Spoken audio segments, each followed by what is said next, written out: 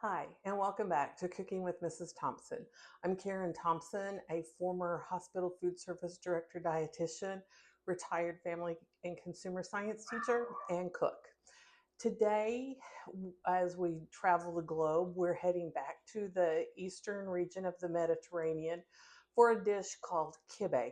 Now, kibbeh is a dish that I've always loved. In fact, it was served as an appetizer at my wedding reception. I think you're going to like it too. To start with, we have to take care of a few things before we get to the meat of the recipe. The first is I am soaking 12 skewers in water. The other thing that we need to do before we get started with this meat dish is take my bulgur. I've got 3/4 of a cup, and I'm going to put it into 3/4 of a cup of boiling water. And I'm just going to let this soak for about 10 minutes.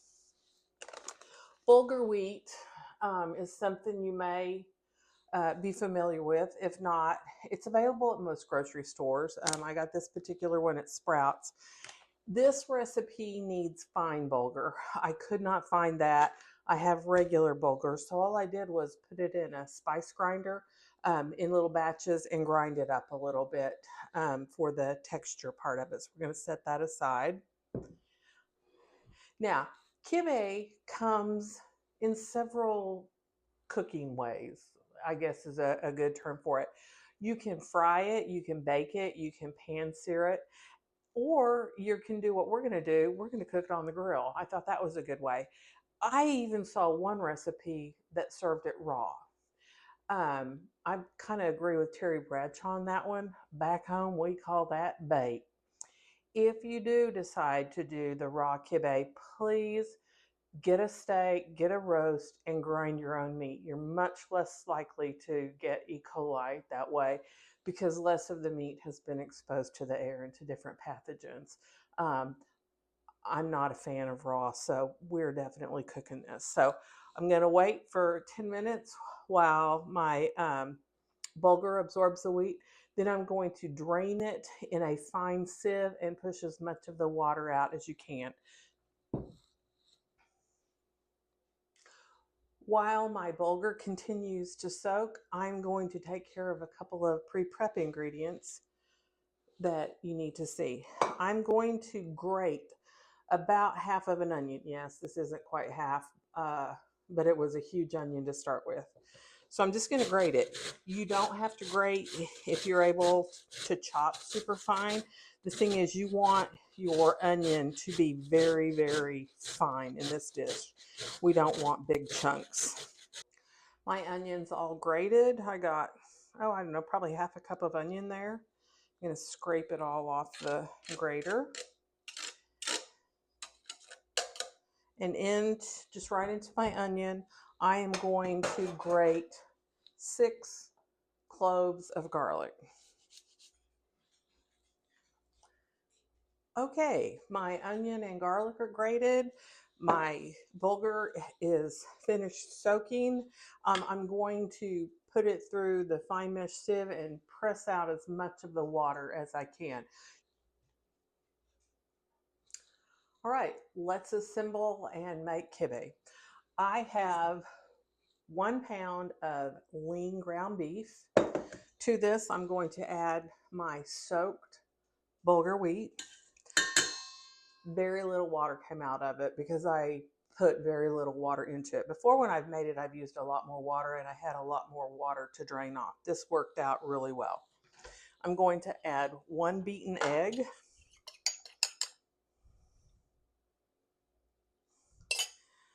my onion and garlic,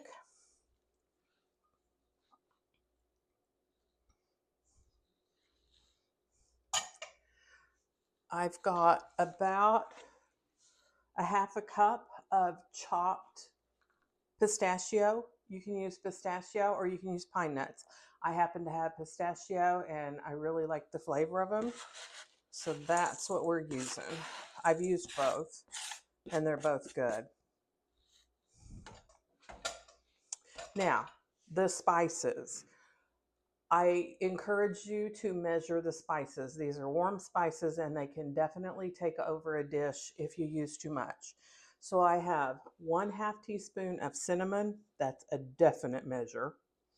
I have 1/2 teaspoon of nutmeg. I have 3/4 of a teaspoon of cumin, 1/2 teaspoon of allspice, 1/2 teaspoon of cardamom. You can tell it's a real spicy dish. I've got a teaspoon of salt, a 1/2 teaspoon of black pepper. You could use white if you prefer. And an ingredient that's a little bit interesting. I've got 3/4 of a teaspoon of baking soda. Baking soda, are we trying to get this to rise? No. What baking soda does is it changes the pH of the meat, and in doing so, it aids browning and keeps the meat more moist and tender. What it, from a chemistry level, it keeps the bonds, protein from bonding quite as tightly. And what happens, those bonds will form in the denaturing process, and they squeeze the moisture out of the meat. So adding a little bit of baking soda enhances the moisture. Because you don't have the moisture being squeezed out, it changes and enhances browning. So we're going to sprinkle that. And then with our incredibly clean hands, we're just going to mix this up. Personally, I think mixing meat, especially beef, with your hands is a much better option than using a mixer. It also keeps the meat tender. When you start, and you can do it with your hands, you can mix too much, which will lead to some protein forming, and this is not what you want, because again, the meat will be tough. Have you ever had meatloaf? It's like, dang, how do they make meatloaf tough? Well, mix it with a mixer or over mix it with your hand, and that's what you get. So my meat is thoroughly mixed. I cut my meat into 12 equal-ish portions, and I'm going to take and simply pick one up as best I can, kind of torpedo it,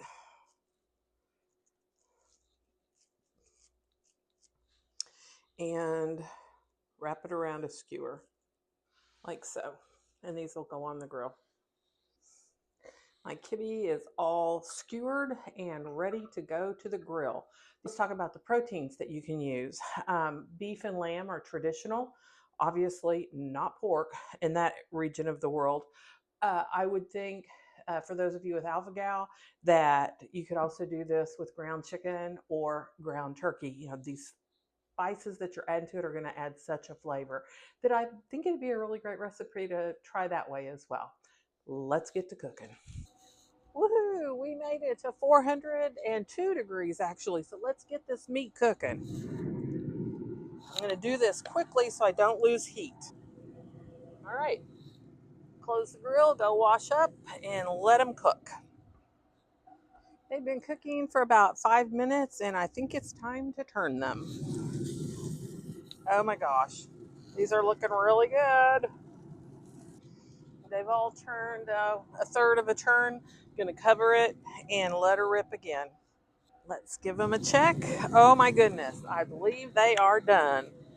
Shut the grill off and take them off, and I will meet you inside.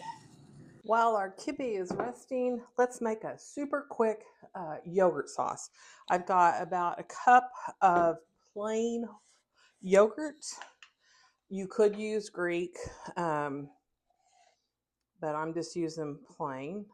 I'm going to add roughly a tablespoon of tahini paste, a couple of shakes of garlic powder, maybe a quarter of a teaspoon, touch of salt, touch of pepper,